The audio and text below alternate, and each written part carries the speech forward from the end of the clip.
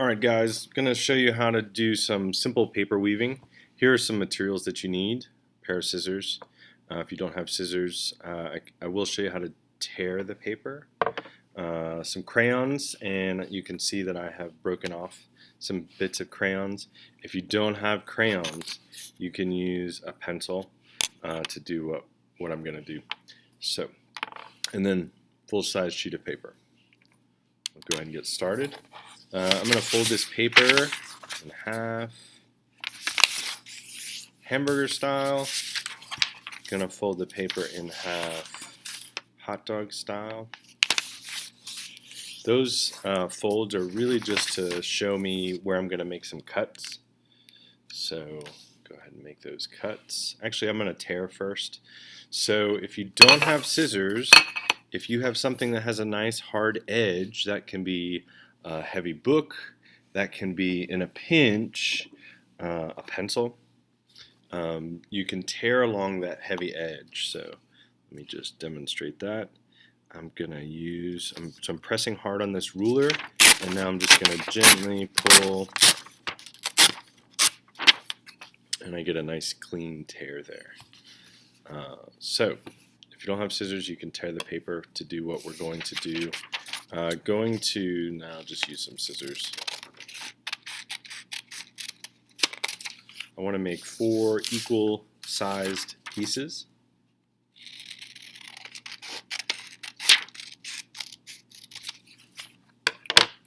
I'm going to take 2 of those pieces, set them aside, and I'm going to add color to these 2. So that's one of the reasons I have the broken off crayon, is it allows me to add color quickly.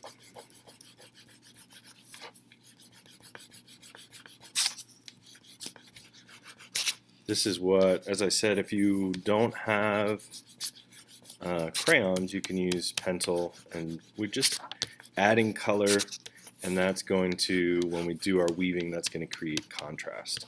So add color there, add color here.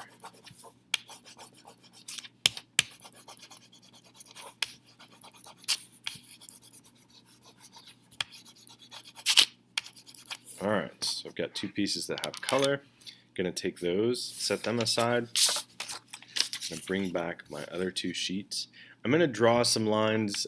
These first lines that I'm drawing are guidelines. So this line represents a fold line on this paper. You'll see why that fold line is important in just a moment. So I'm going to go ahead and fold the edge of that paper to that line, and you can go ahead and open it up. I'll do the same thing to the other one. These are guidelines which basically tell our scissors where to stop cutting in just a moment. So I'm going to take this one and set it aside so we can focus just on this guy. I'm going to draw some lines now. These lines represent where we're going to cut. So what we want to do is we want to make 4 equal strips. The easiest way, I think, to do that is to start by dividing this in half. You don't have to worry too much about measuring or being precise. And then these 2 spaces that remain, if you divide those in half with a line, you get 4 strips that are roughly the same size. So something like this. And I've labeled this. I want to go ahead and label it. So we're going to be weaving paper, and this, the strands that go vertically are called warp. So I would encourage you to do that as well. So these are our warp strands. So you will obviously want to cut these, and we'll just stop when we arrive at that folded section. That's our guide for stopping. So you'll end up with something like this. Alright, I'm going to take our other piece now, and this one we want to divide into 8 equal pieces. And we'll use that same strategy again. So I'm going to start by drawing a line that kind of cuts it in half. I'm going to take those 2 pieces there, draw a line that cuts them in half, it's just kind of easier to visualize what about half is on each of these. So now we'll do that for each of those 4 pieces, and that's going to leave us with 8 separate strands.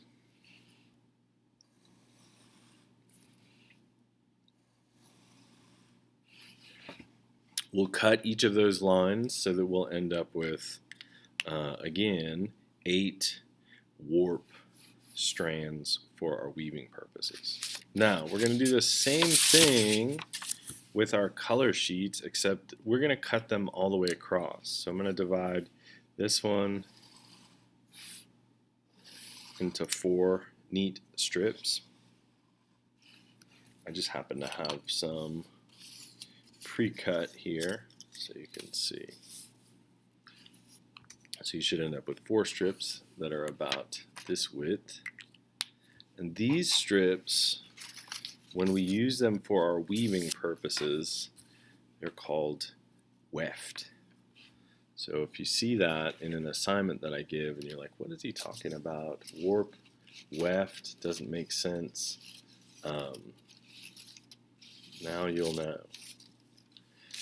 I've got, so again, I'm going to divide this one into 8. So I'm going to start by dividing it in half, divide those 2 pieces in half,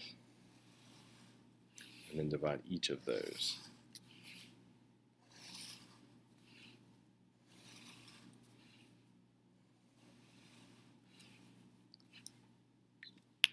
So you see I'd end up with 8 strips. Again, I have some pre-cut here, so you can see those are some of my 8 strips.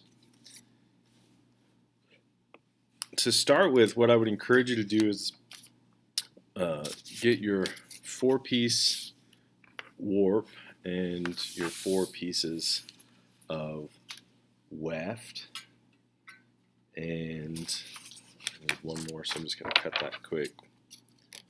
And just explore with doing some weaving. The very traditional weave pattern is over, under, over, under.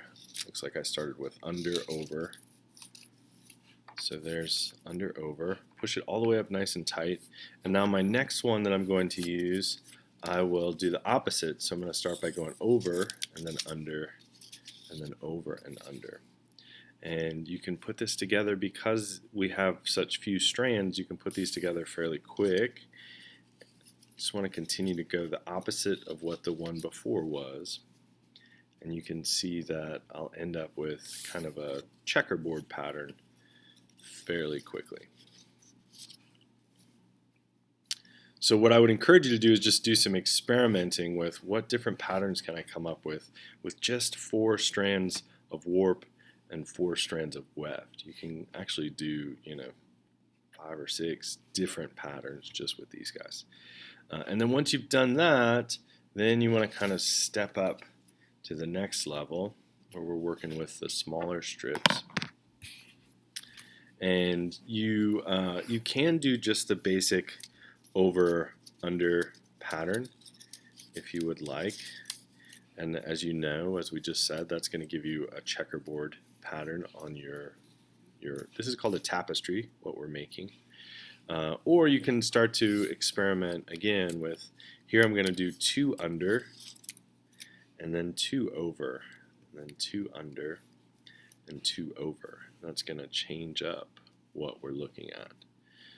So consider that. I'll show you the next time we get together kind of how to do something a little more involved. I'm going to do now 2 over, 2 under. Pushing it up tight again is kind of important. Part of the assignment, what I asked for is something called an overlay flourish.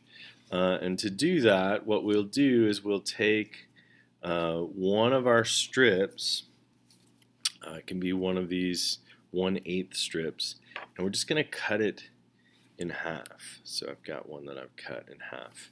And now an overlay is just basically taking this strip and kind of sliding it over an existing strip. It just creates a little more visual interest. And you can also do it where you slide it let me show you here. So I'm going to slide this one over, and I'm going to change direction. So I'm going to fold it so that it moves straight down, and then down here I'm going to turn it so that it goes another direction. And I'm just going to make sure that I weave it in, otherwise it would just kind of be loose on top. So I'm just going to kind of tuck this under, maybe. So you can see, this is, when you see that in the assignment, this is what I would call an overlay flourish, either this one or the first one that I showed you. All right, so this is kind of the basics. This is where we're starting today. I look forward to seeing what you turn in. Thanks for watching.